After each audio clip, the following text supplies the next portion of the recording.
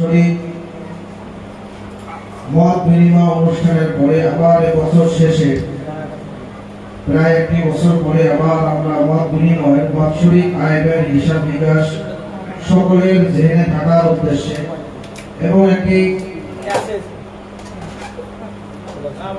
একতা স্বেচ্ছাসেবক ফাউন্ডেশনের যে কার্যকলাপগুলো আছে সমস্ত কাজগুলোকে সুন্দরভাবে আঞ্জাম দেওয়ার জন্য সামনে কিভাবে আমরা চলব, বিগত যে অবস্থায় একটা বছর চলল 2024 সাল আমাদের সকলের কাছে পরিচিত হয়ে গেছে। এখানে কোনো কারচুপি করা হয় নাই, এখানে কোনো বিষয় লুকোচুরি করা হয় নাই, যে কোন বিষয় কারো যদি প্রশ্ন থাকবে এমন কোনো সুযোগ এখানে দেওয়া হয়নি। আমার দৃঢ় বিশ্বাস যতটুকু পর্যন্ত এখানে হিসাব দেওয়া হয়েছে, যে কাজগুলো করা হয়েছে আমরা এলাকাবাসী যারা আছি সকলে আমরা সচক্ষে দেখতে পেরেছি।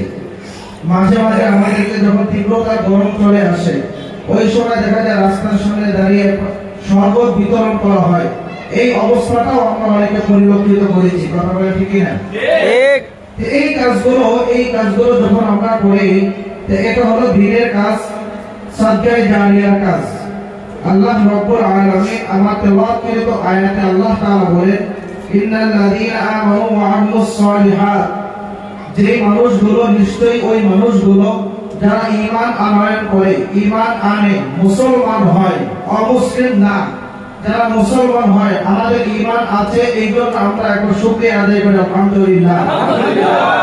আল্লাহ তাআলা বলেন যারা ঈমান আনয়ন করেছে, আমরা যেহেতু ঈমান এনেছি এই কাজটা আমাদের ক্লিয়ার হয়ে গেছে, এখন আমাদের হলো ওয়া আমিলুস সালিহাত, নেক কাজ করা, নেক আমল করা।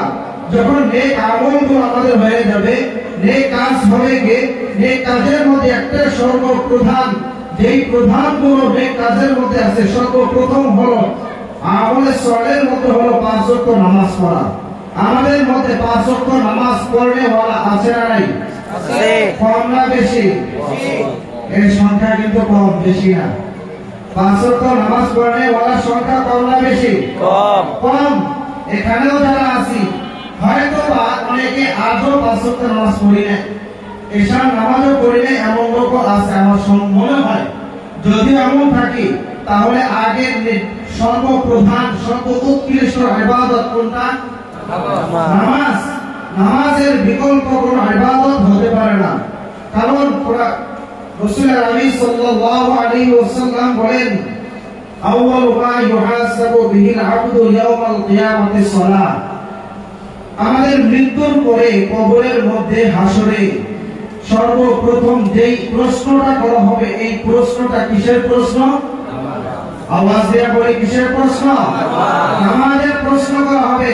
এই আগে যদি আমার নামাজটা ঠিক হয়ে যায়, রাসূল আলাইহি সাল্লাল্লাহু আলাইহি ওয়াসাল্লাম এক হাদিসের মধ্যে বলেন যেই মানুষের নামাজ ঠিক হয়, যেই মানুষটার আল্লাহর হক আদায় করতে সর্বপ্রথম থাকে, সচ্ছল থাকে, সজাগ থাকে, ওই মানুষটার পক্ষে মানুষের হক নষ্ট করবে তার পক্ষে সম্ভব না। কথা বলে ঠিক না? ঠিক। যেই মানুষ আল্লাহর হক আদায় করে ওই মানুষ মানুষের হক নষ্ট করতে পারে না।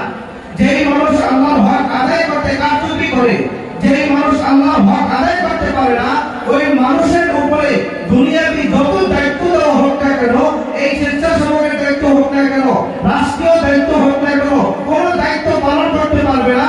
দেশের টাকা চুরি করে তারা বিদেশে পাচার করে, ওখানে তার পানি জমায়, এমন লোক আছে না নাই? আছে।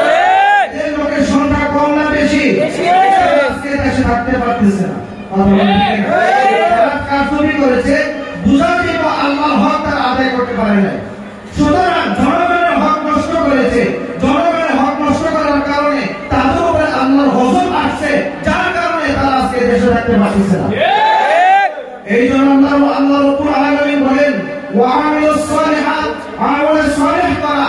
আমল সালেহের মধ্যে হলো যে নেক আমলের মধ্যে একটা আমল হলো সাদকায়ে জারিয়া।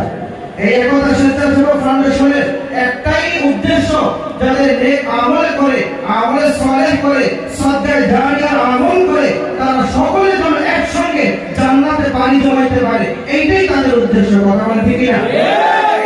আমরা এখানে যারাই আমরা সদস্য হয়েছি সকলের একটাই উদ্দেশ্য থাকবে, আমরা যেন এইখানে সদকায়ে জারিয়ার কাজ করে আমরা জান্নাতের জন্য পানি জমাইতে পারি, যেখান থেকে আমরা আসছি ওখানে যেন আমরা পুনরায় যাইতে পারি, আমাদের শয়তান যেন এদিক সেদিক করে না দিতে পারে। এই জন্য সর্বপ্রধান হলো আমাদের সজাগ দৃষ্টি থাকতে হবে, শয়তান যেন আমাদেরকে জান্নাত থেকে সরায় না নিতে পারে। আল্লাহ তাআলা বলেন, ইন্নাল্লাযীনা আমানু ওয়া আমিলুস সালিহাত, যে মানুষটা নেক আমল করলো এবং ঈমান ঠিক রাখলো, ঈমানের উপর অটল অবিচল থাকলো, যত বাধা বিপত্তি আসে না কেন প্রত্যেক বাধা বিপত্তির উপর অটল থেকে তার ঈমানটাকে ঠিক রেখে আমলে সালেহ করে, আল্লাহ তাআলা বলেন ওই মানুষটার জন্য জান্নাতুল ফিরদাউসের নুজুলা, আল্লাহ তাআলা ওই মানুষটাকে সর্বপ্রধান সবথেকে উৎকৃষ্ট স্থান জান্নাতুল ফিরদাউস দান করবেন। সুবহানাল্লাহ। আমাদেরকে এই কথাগুলো আমল করে এবং সামনে নতুন দিক নির্দেশনা নিয়ে আমরা অগ্রসর হতে পারি, আল্লাহ তাআলা আমাদেরকে তৌফিক দান করুন। আমিন। ওয়া আখিরু দাওয়ানা আলহামদুলিল্লাহি রাব্বিল আলামিন। আসসালামু আলাইকুম ওয়া রাহমাতুল্লাহ।